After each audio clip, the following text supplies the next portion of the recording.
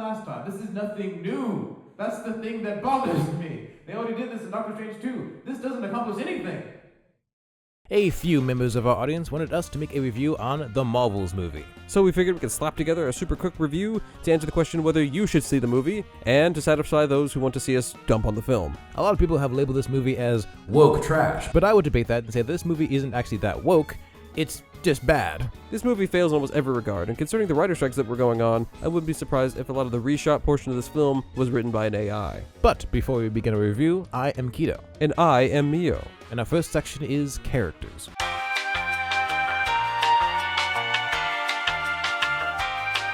Time to get one of the two things that are actually okay about this movie out of the way.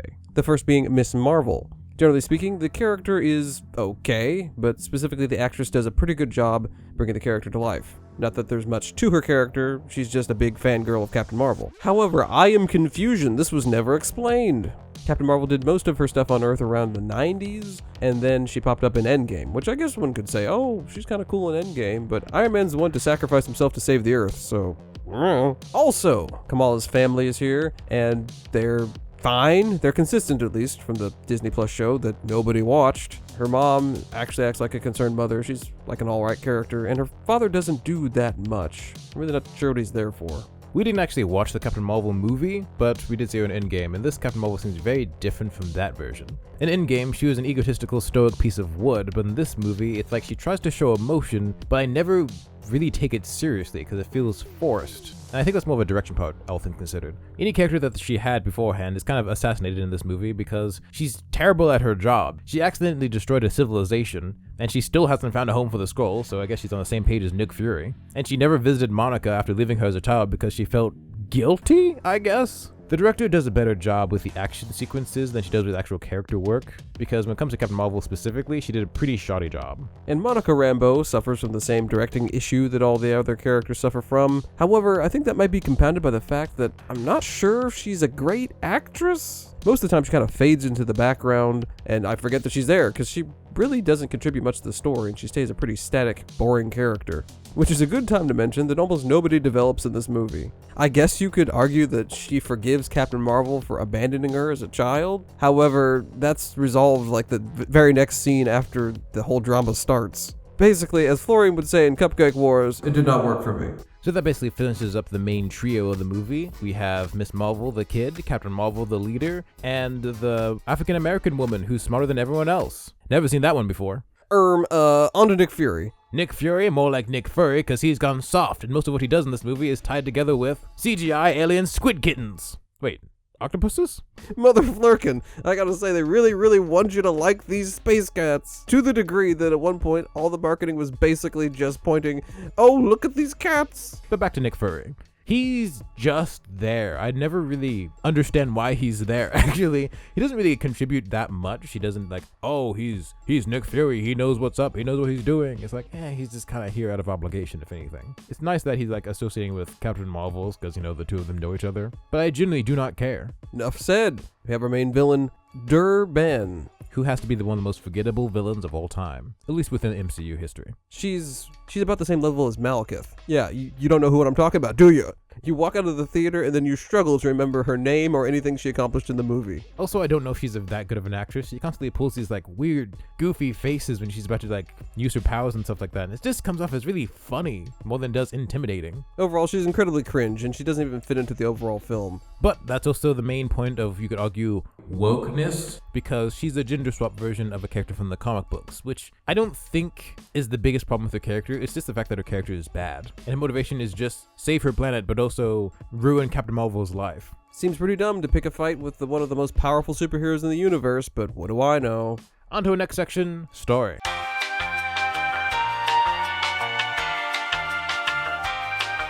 The story is all over the place and is extremely plot heavy and relies heavily on long scenes of exposition.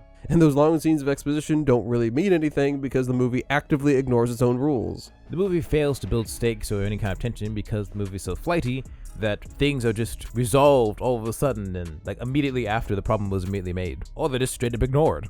At one point, all the water is sucked from one planet. We never learn whether that planet got its water back. A lot of the stakes are also ruined by humor, and as a quick note on humor, this movie isn't very funny. No, it tries to be like fun and vibrant and funny, but I think it fails a lot. I will blame this also on direction. But also writing. And in the end, I gotta say, I didn't feel like this movie ended because I couldn't tell where it began. Also, as expected, it's filled with massive plot holes. Like we said, they forget their own rules. Just no, nothing makes any sense. On to the next section, action scenes, as well as superhero powers.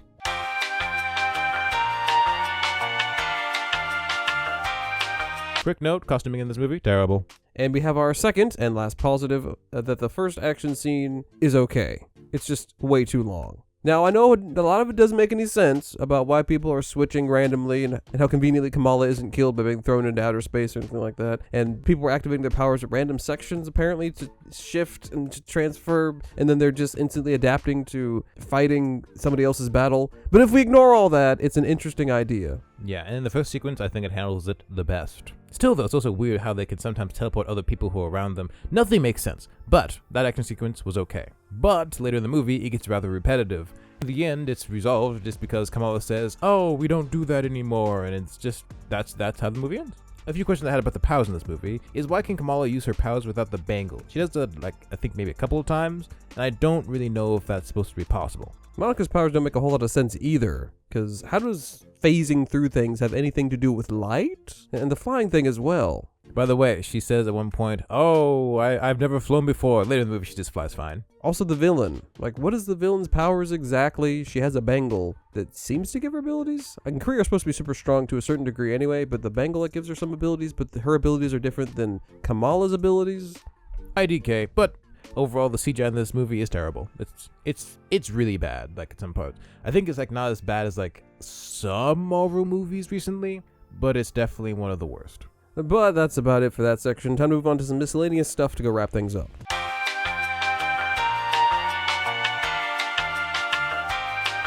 One of the biggest problems in this movie is the fact that it was supposed to come out before Secret Invasion, and you can definitely tell. Nick Fury's there, and where his wife is, nobody knows.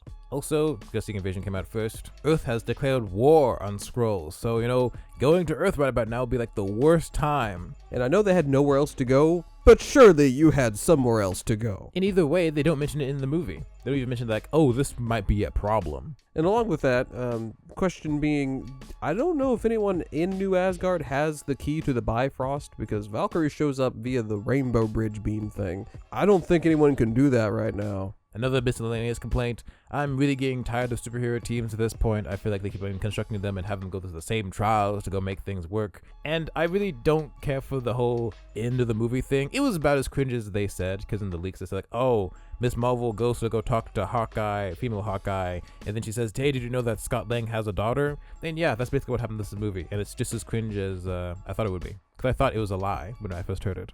Like, no way. No way. Could not be true. But it was. Also, big spoiler for end of movie, if you plan on watching this anyway. Not really. You can just find it online. Beast, there was a leak too about Beast showing up and Monica ending up in the X-Men universe, which is the most shoehorn thing I've ever heard. At the end of the movie, she goes on the other side of like a dimensional rift thing to go to another universe, and then she has to close it from the other side for some reason. Has to be on the other side. And then she wakes up, and then the X-Men are there. Woo! And I'm sure that was shot later. That must have been added later. That doesn't make any sense, because up until this point, the bangle was sending people through space and time, not to other universes. Also, I'm pretty sure that it was changed because Monica's like, oh, I have to finish this, and then Captain Marvel was like, no, pull out now. But like, which one of you is right? It just felt so forced that they need to get Monica out of the story to go put her in the X-Men universe. I don't even know. But yeah, X-Men, I guess, this happened last time. This is nothing new. That's the thing that bothers me. They already did this in Doctor Strange 2. This doesn't accomplish anything.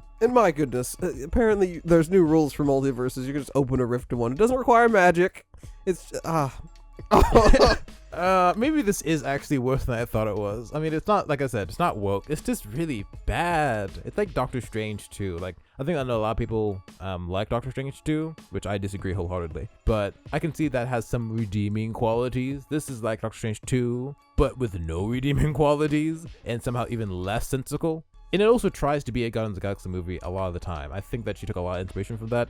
And unfortunately, it just doesn't work. The cast doesn't work. It doesn't have enough It doesn't have enough chemistry. The director doesn't have the directing chops for like comedy or anything like that, so there's no comedic timing. It just doesn't work, but it tries so hard to be something that it can't be. And the ending of this movie feels a lot like the ending of Ahsoka, and the ending that Quantumania was obviously supposed to have before they changed it, of the heroes or one of our heroes being stuck in another universe. By the way, all the characters in the MCU are like all over the place, and I don't know how we can keep track of everyone. I don't know. Another gripe I have is it's just so unimaginative. We're in space. We're going all over the galaxies and doing everything. And somehow Captain Marvel, by the way, can fly fast enough to get from like one galaxy to another. I don't know how fast she's going. But anyway, the most imaginative idea we have for aliens is a group of people, just regular people, who sing to communicate. That was a very bad scene, by the way. Extremely cringe. However, like the most creative like looking are the Skrulls, but all the aliens are just like people. Sometimes they're blue, but they're just people.